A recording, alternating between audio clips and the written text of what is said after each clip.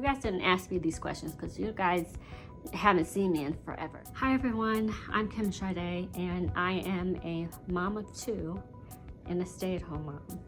But today I decided that I wanted to do a video and I wanted to go back and look at the differences and similarities between both my pregnancies.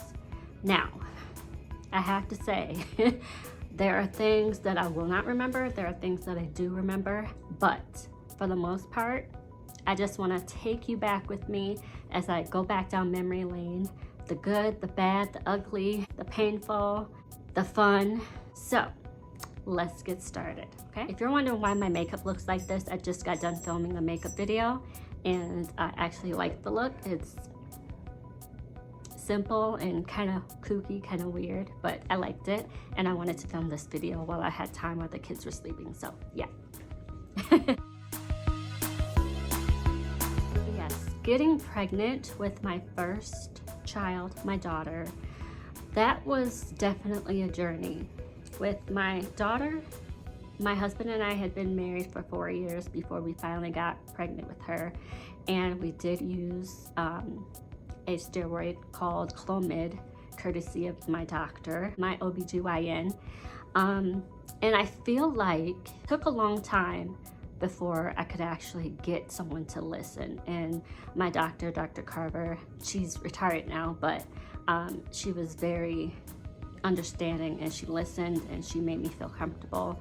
And she was like, okay, you wanna do this? Okay, we'll try this. If this doesn't work, then we'll try something else. She said most times the Clomid does not work the first cycle. And I have to say, I was surprised too. It worked immediately the first cycle. Getting pregnant with my daughter was definitely a time.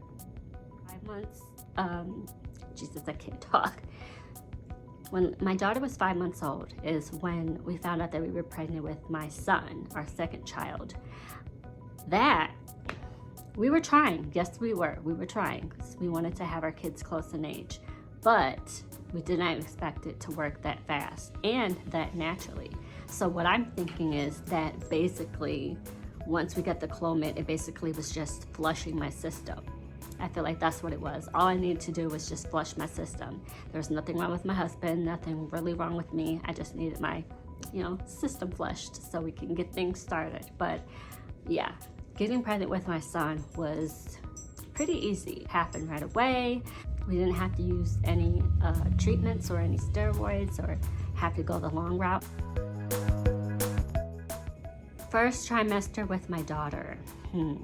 The first trimester with my daughter was actually, I remember being sick a lot. I remember throwing up so bad to the point where I was throwing up blood because I had nothing in my stomach, nothing to throw up. I was literally at work. I finished working with the client and I was just constantly back and forth throwing up to the point where it was so painful, like so painful. And I could not believe it.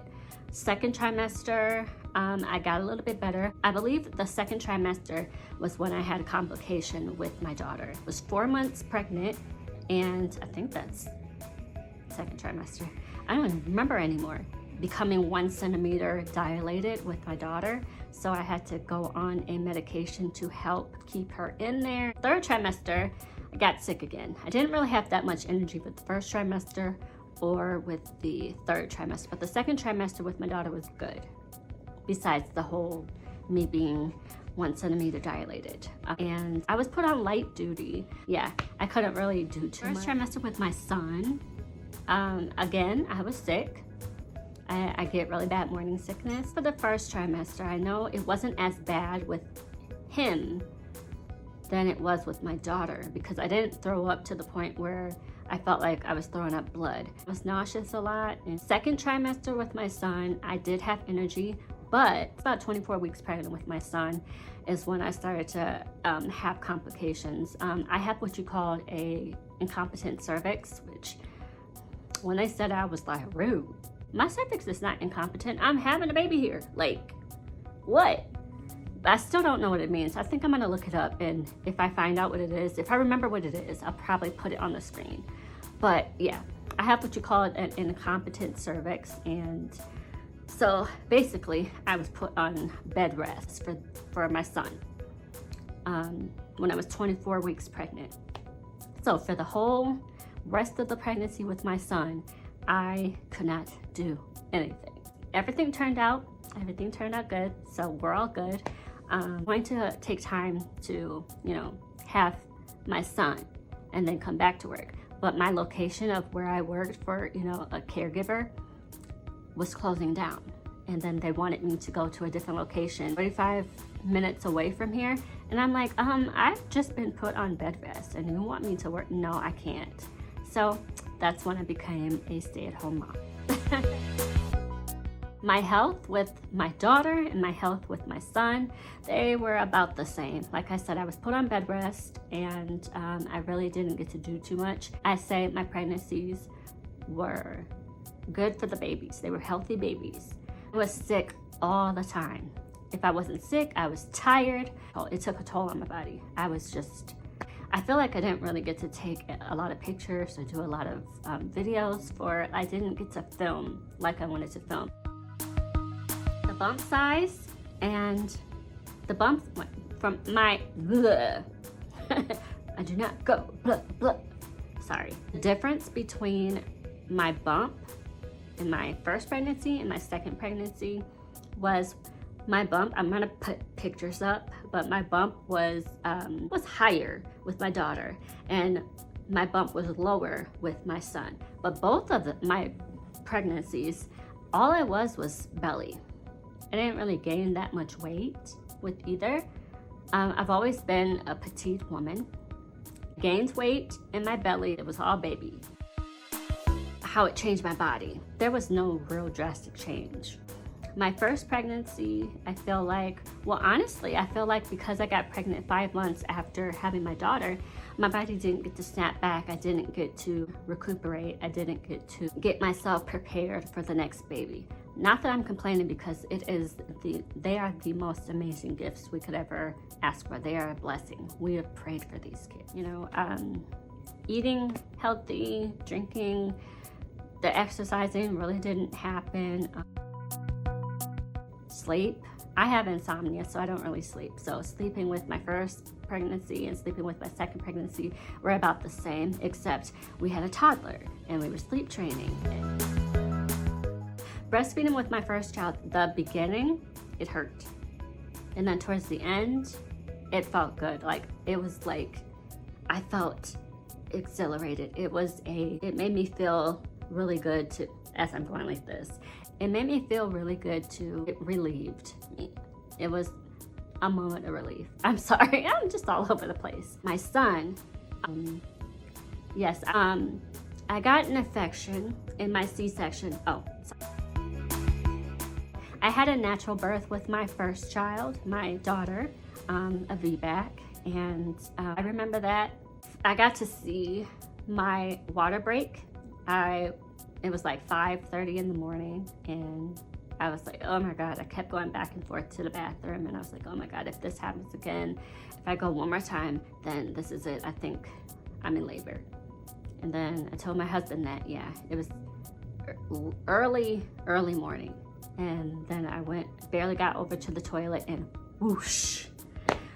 And it was like a jellyfish. It looked like a jellyfish.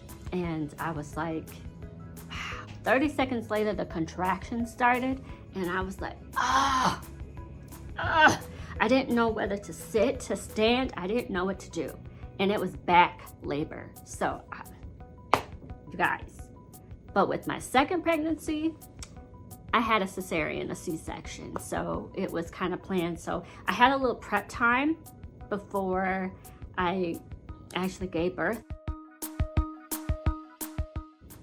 Work-life balance for my first pregnancy, I basically was, like I said, was just put on light duty and couldn't do too much the middle of my pregnancy. Then I came back for a little bit, and then I was pregnant with my son, and then I was put on bed rest, so the work-life balance after having my son was non-existent. Now, for my husband, we're trying to get a schedule, because he was doing third, then he went to second, then he went to first, and it was just all this now he's on first, and we're trying to get, it's gonna take time. It definitely is gonna take time. So I can say that I definitely had postpartum anxiety, and I didn't know I had anxiety. I actually realized that I had real bad anxiety third trimester with my first pregnancy and third trimester with my second pregnancy, but it really didn't have anything to do with my actual pregnancy. It was more of the breathing and the ear issue, which that's a whole nother story. It's a couple times where I was feeling sad and a little depressed, but I think that's just the wintertime blues. So I have to be getting sun and doing stuff. Sleep is non-existent. I mean, the kids are doing well with sleep right now, but our daughter would sleep in our bed when we couldn't get her to sleep in the crib or, you know, in the bassinet. That was definitely a journey. But with my son, we were like, okay, we're gonna have him sleep right in the bassinet and then to the crib. No co-sleeping, but you know, it happens. There's nothing wrong with co-sleeping, but it gets to a point where it's like, I need my bed back. I need to sleep by myself. I don't need you kicking me, sitting on my face. But for me, like, I'm a light sleeper and I have insomnia, so it's... And finding balance with having two now at home is definitely a work in progress, because there are times where I'm just like, I can't do this. I cannot. You're trying to regulate yourself. Regulating yourself and regulating kids is hard. That's all I can say. It is hard. I think that's it. I think I covered pretty much everything that I wanted to cover. So yeah, I just want to say thank you guys for watching. I hope this was a little insightful for you guys, even if you probably didn't care to know. But if you guys have any questions about the differences between my pregnancies or the similarities between my pregnancies, leave it in the comments down below. If you guys have been through some things like this, I want to know. Let's have a conversation. Let's keep it going. Don't forget to subscribe, hit that notification bell so you don't miss any time I upload a video. And I will see you guys in the next one. Bye. Bye.